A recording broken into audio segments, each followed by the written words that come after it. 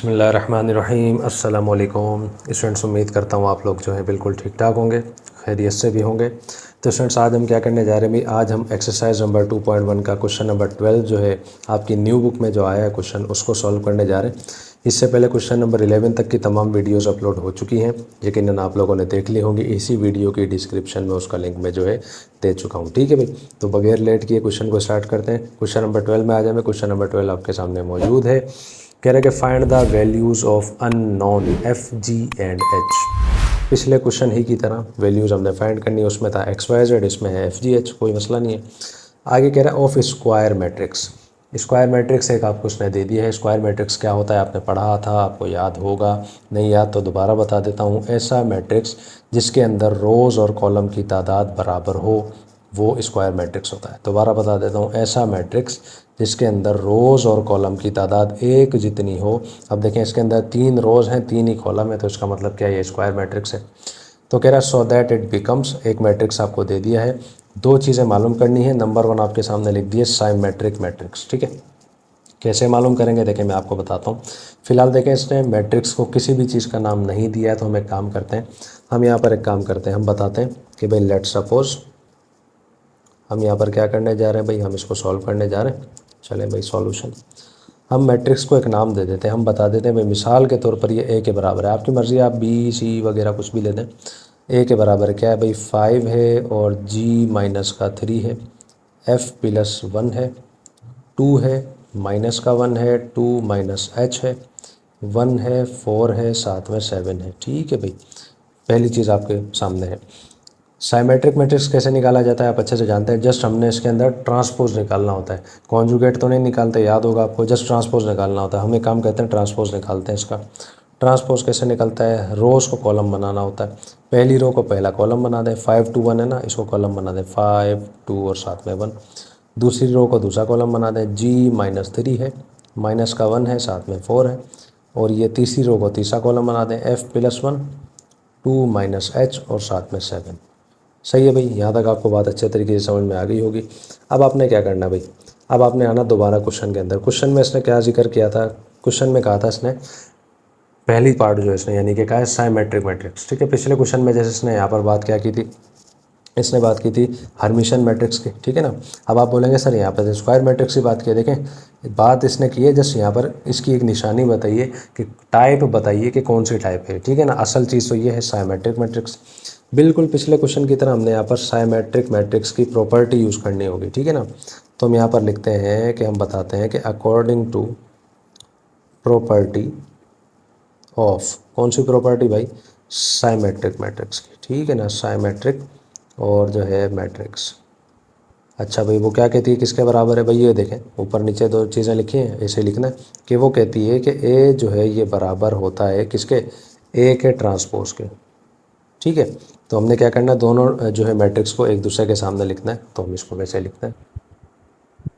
तो देखिए भाई, आपके सामने दोनों मैट्रिक्स मैंने लिख दिए हैं और आप अच्छे से जानते हैं। अब आपने क्या करना है, देखिए भाई, मैंने आपको बताया पहला एलिमेंट पहले के बराबर, दूसरा दूसरे के बराबर, क्लियर। एफ जी और एच हमने मालूम करना है, सबसे पहले हम एफ़ मालूम करते हैं। ठीक है, तो हम यहाँ पर बताते हैं कि भाई फॉर एफ़ मालूम करने के लिए एफ़ देखें, ये रहा एफ़ प्लस 1 नज़र आ रहा है आपको, किसके सामने है, आप बताएंगे एफ़ प्लस 1 ये बराबर है 1 के, क्लियर है। तो ये प्लस का 1 है, वहाँ चला जाएगा, एफ इज़ इक्वल टू ये बन जाएगा 1 माइनस 1, और 1 में से 1 जाएगा तो क्या बनेगा, आप बताएंगे सर 0 बनेगा, क्लियर है। एफ़ की वैल्यू हमारे पास आ चुकी है। अब हम आते हैं जी में, हम यहाँ पर बताते हैं कि फॉर जी, ठीक है ना, आपके पास जो है स्मॉल जी लिखा हुआ है, तो चले हम स्मॉल लिख देते हैं इसको।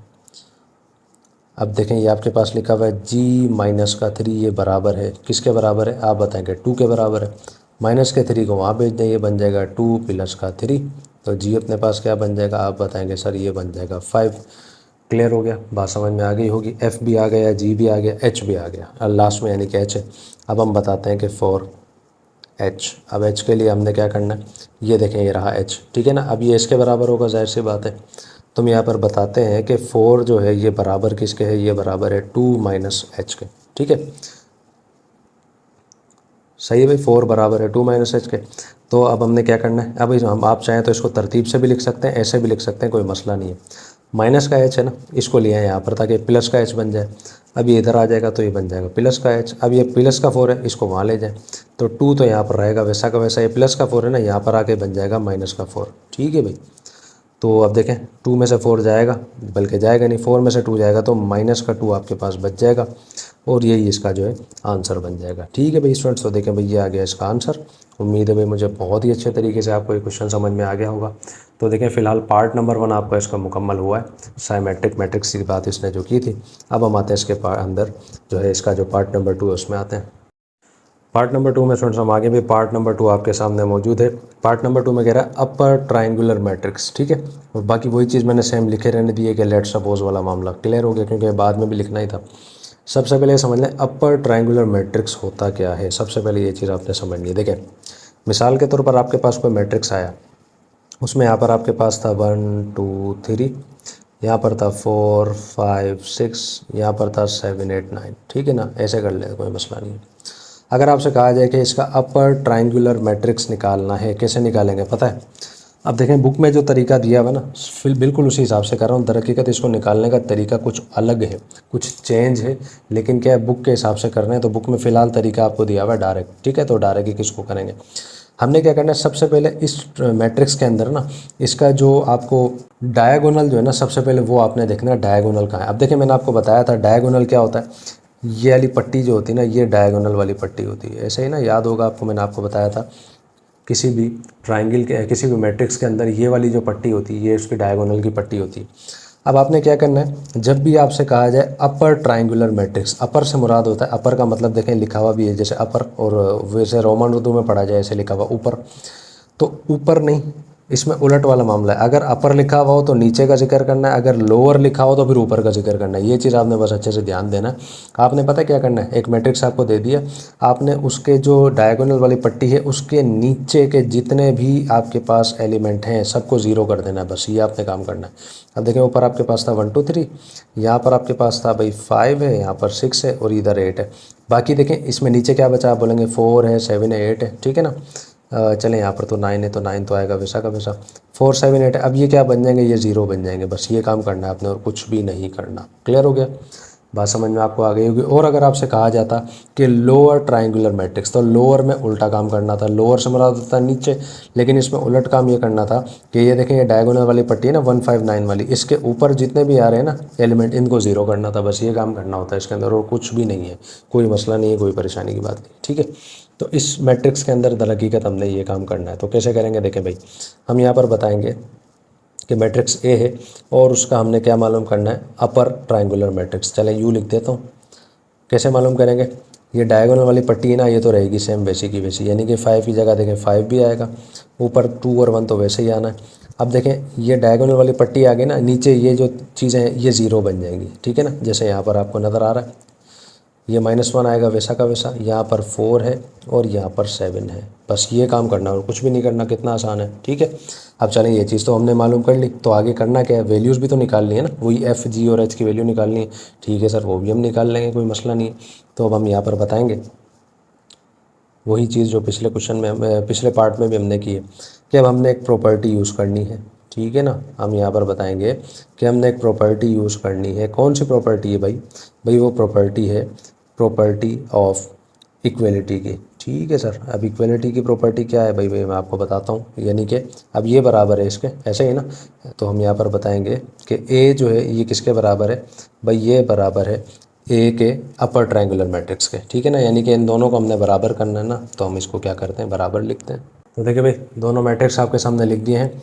एफ जी और एच मालूम करना है। सबसे पहले हम बताते हैं भाई एफ़, तो हम यहाँ पर बताएंगे 4f। आपके सामने लिखा है f+1, ये किसके सामने है, आप बताएंगे 0 के सामने। कोई मसला नहीं, बिल्कुल आसान हो गया। प्लस के 1 को वहाँ पर भेज दें, ये बन जाएगा -1। f की वैल्यू आ चुकी है, आसान है ना। अच्छा मेरे भाई अब आप निकाल लें 4g। अब हम g निकाल लेते हैं। g यहाँ पर ये रहा, g -3 है, ये बराबर किसके है, 0 के। -3 को वहाँ भेज दें, ये बन जाएगा +3। आसान हो गया। ठीक है, f भी आ गया, g भी आ गया। आखिरी में आ जाए h में, h ही आपके सामने लिखा हुआ है। अब हम यहाँ पर लिखते हैं कि 4h के भाई h को अगर हम मालूम करें, इसके सामने क्या है 0, हम बताएंगे 2 - का h जो है ये बराबर है 0 के। एच मालूम करना है ना, माइनस का एच है इक्वल के उस तरफ भेजना है, ये बन जाएगा प्लस का एच। ठीक है, ऐसे समझ में नहीं आ रहा तो ऐसे लिख दें, एच इज़ इक्वल टू 2।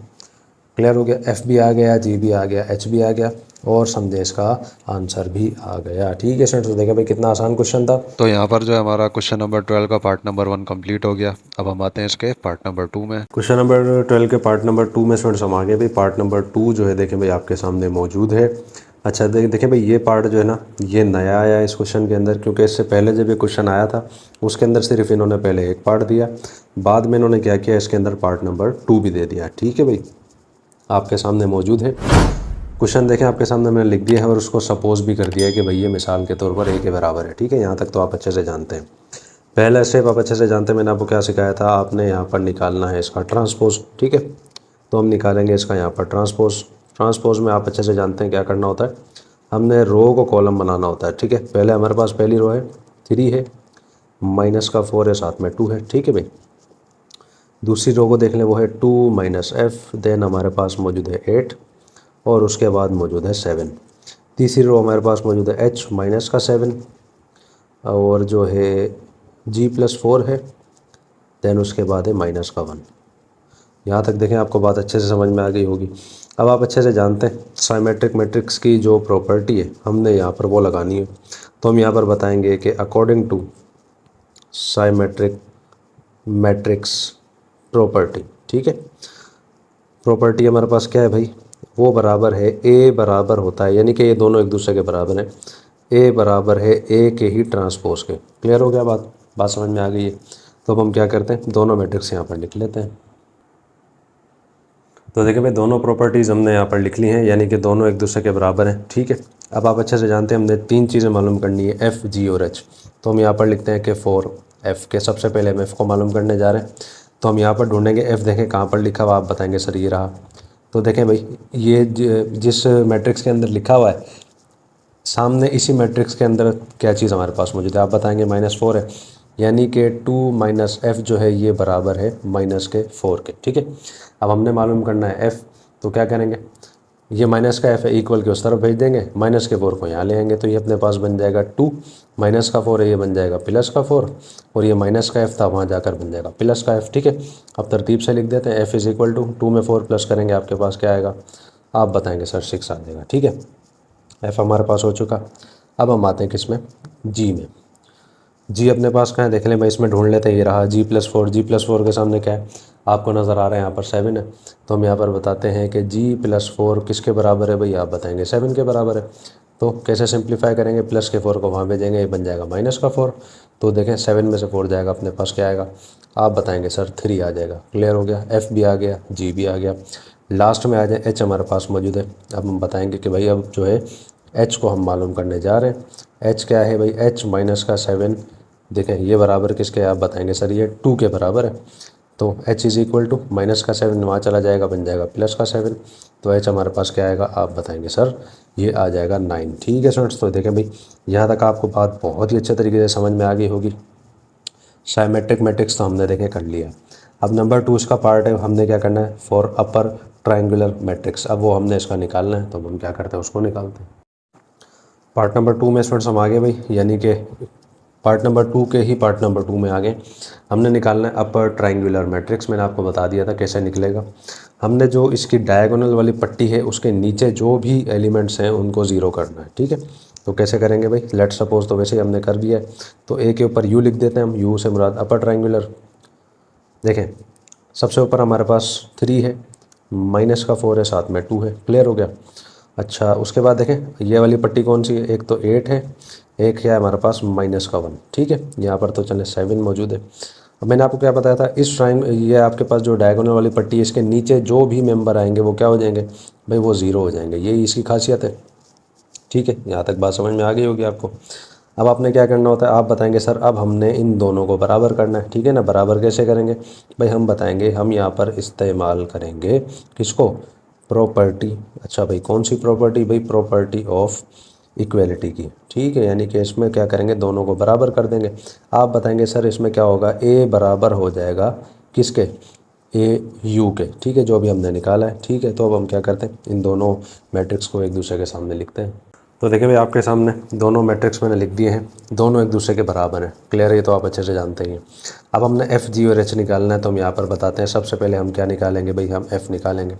ये रहा देखें एफ़ क्या है, 2 माइनस का एफ़, इसके सामने यहाँ पर क्या है आप बताएंगे सर 0 है। ठीक है, मालूम हमने एफ़ करना है, क्या करेंगे माइनस के एफ़ को वहाँ भेज देंगे, क्या बन जाएगा, ये ऐसे बन जाएगा। तो उसको तरतीब से लिख देंगे तो ये ऐसा हो जाएगा। ठीक है भाई, बात समझ आ गई। अब हम आ जाएंगे किस में, अब हम जी निकालेंगे। ये रहा देखें g+4, आप बताएंगे g+4, इसके सामने क्या बन रहा है आप बताएंगे 0 बन रहा है।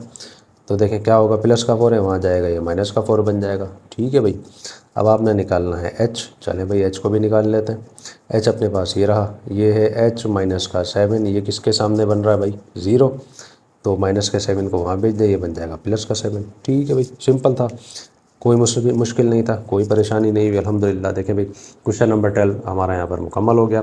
और जो है इसी के साथ साथ देखें आपकी एक्सरसाइज नंबर 2.1 भी कंप्लीट हो गई।